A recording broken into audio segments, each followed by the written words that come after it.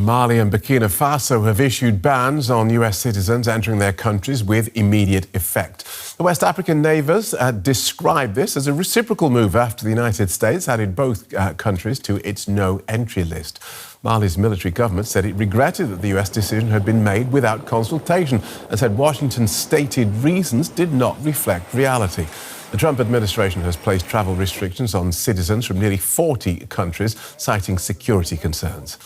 I haven't called him, but... Let's get more from our West Africa correspondent Uwais Idris, who joins us from Abuja, Nigeria. Welcome, Uwais. How has this ban been received by people in Burkina Faso and Mali?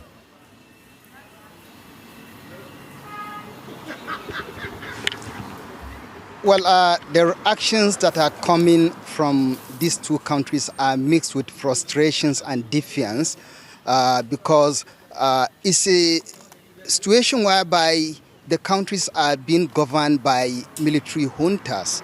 So majority of people are looking for what this government is doing that will show them like they are really defiant with the West, especially the US, since when they took over.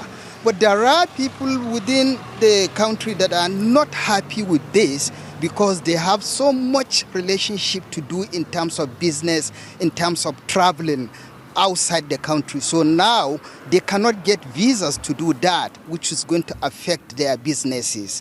But you know, it's a military junta country where people there and the government there, is looking for what will make it popular. When they took over, they immediately changed their pattern of administration so that they can be accepted and be seen as saviors for the nations. Right, and so you describe a split in public opinion there. Tell us what this tit-for-tat move tells us about diplomatic relations between the US and these West African countries. It tells a worsening relation between these two West African countries and the US because they had challenges with most of the Western nations, and then the US is one of the most important countries to them. So now the decision they took is going to affect a lot of relationship because as we are talking, there are international organizations that are still operating in these countries. The International Committee of the Red Cross is still operating in these two countries. So getting a visa by those that will be going there is going to affect their work and is going to affect humanitarian assistance that the countries needed most because they still have challenges of insecurity going on. There are a lot of humanitarian crises going on. Mali and Burkina Faso are currently ruled by military juntas, which have been strengthening their links with Russia. What does this latest move tell us about how they see future relations with the West?